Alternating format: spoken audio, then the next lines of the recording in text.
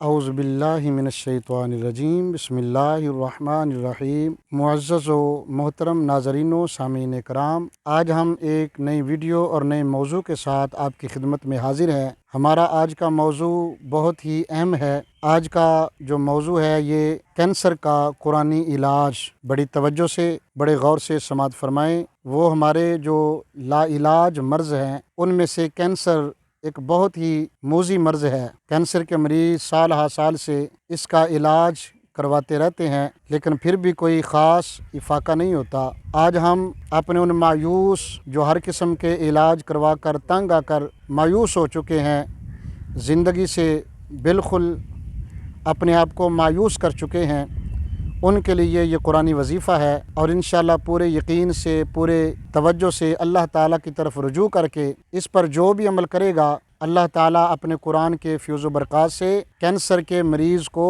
شفا عطا فرمائے گا۔ پورا یقین ہونا اور پورے خلوص کے ساتھ اس وظیفے پر عمل کرنا ضروری ہے۔ آپ کی توجہ ادھر ادھر ہو تو اس کا فائدہ جو ہے وہ خاطر خواہ آپ حاصل نہیں کر سکیں گے۔ پورے یقین سے، پوری توجہ سے اللہ تعالیٰ کی ذات کی طرف ہمتن گوش ہو کر اس وظیفے پر عمل کریں۔ انشاءاللہ اللہ تعالیٰ کینسر کے موذی مرض سے جو بھی مریض ہو اس کو نجات عطا فرمائے گا۔ آئیے چلتے ہیں آج کے اس قرآنی وظیفہ کی طرف۔ اس کا ٹائم بھی آپ سماعت فرمائیں۔ صبح فجر کی نماز کے لیے جب آپ سنتیں ادا فرما لیں، سنتیں ادا کرنے کے بعد اور فرائض کو ادا کرنے سے پہلے آپ نے صرف 41 مرتبہ سورہ فاتحہ کو بما بسم اللہ شریف تلاوت کرنا ہے، اور آپ نے اس طرح پڑھنا ہے کہ بسم اللہ الرحمن الرحیم کا جو میم ہے اس کو الحمد کے لام سے ملانا ہے۔ بسم اللہ الرحمن الرحیم الحمد للہ رب العالمین الرحمن الرحیم مالک یوم الدین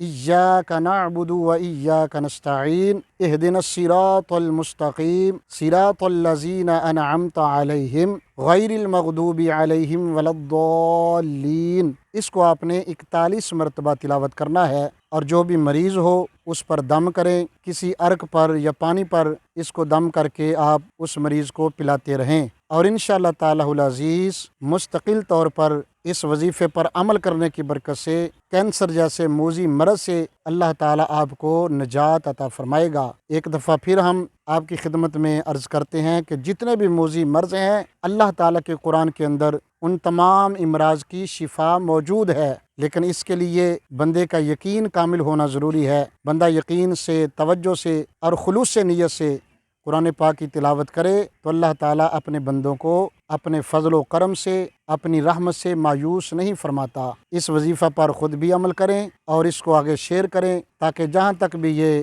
پیغام پہنچے آپ کے لیے اجر و ثواب کا سبب بنے، اور اگر اس کے عمل کرنے کی وجہ سے کسی کو فائدہ حاصل ہو تو اس کے دل سے نکلنے والی دعا سے ہم سب کا بیڑا پار ہوگا۔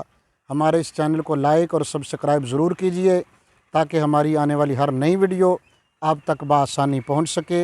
السلام علیکم ورحمۃ اللہ وبرکاتہ۔